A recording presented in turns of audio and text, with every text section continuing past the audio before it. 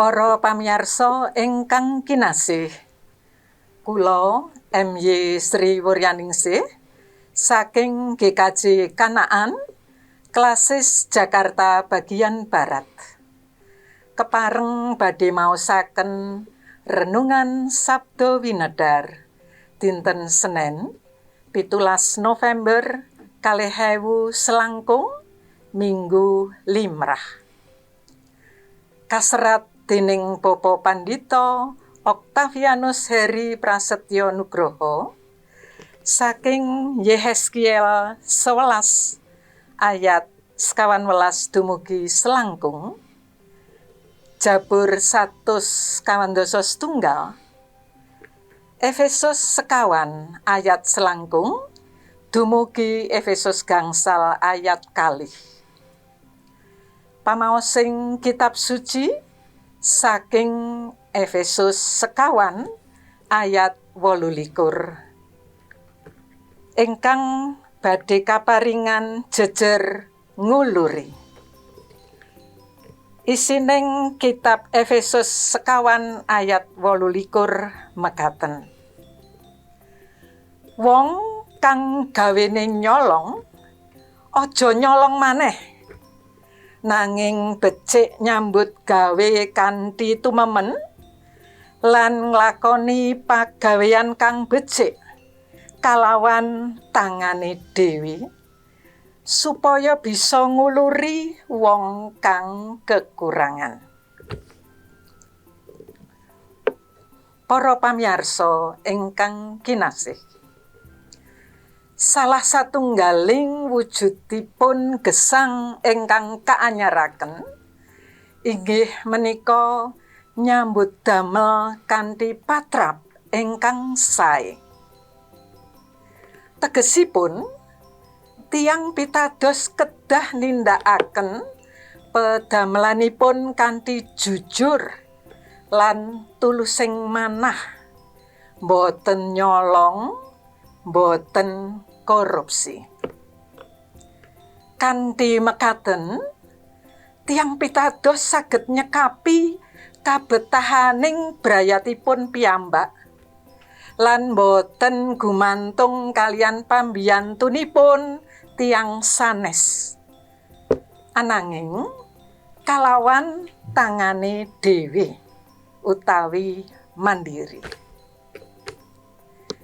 Ing sisih sanesipun malih, para tiyang ingkang nyambut damel kanthi jujur ugi kadhawuhan supados mbiyantu sanak sederek sanes ingkang mbetahaken pitulungan.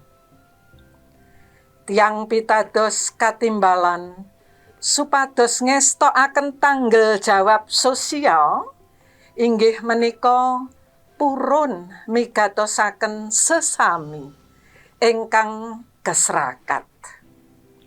Kanthi mekaten, Raja Brana ingkang katampi saking padamelanipun boten namung kangge nyekapi kabetahanipun piyambak, ananging ugi mengku kautaman bab solidaritas. Wonten unen-unen ingkang mengkaten.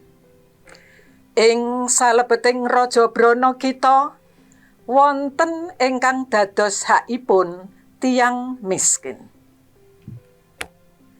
Kanthi nyambut damel ingkang tumemen, kita saged pinaringan berkah kangge nyekapi kabetahan gesang saha saged mbiyantu dumateng sesami.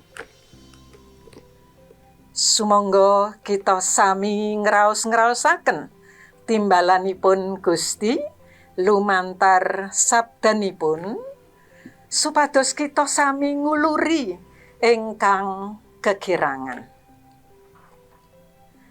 Mugi kita sami kasagedna dados talang berkahipun Gusti kangge sesami, sae menika sesamining warga pasamuan utawi sesami umating manungsa titahipun Gusti kita.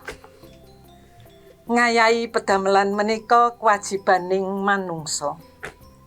Wondene nguluraken berkah kangge sesami menika timbalanipun Gusti ingkang elok. Rahayu sedaya tiyang ingkang ngestokaken timbalanipun Gusti kanthi ikhlasing manah saha kanthi bingah sukarna.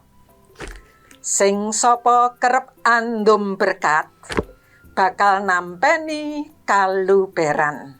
Mekaten isinipun kitab Amsal 11 ayat selangkung. Amin.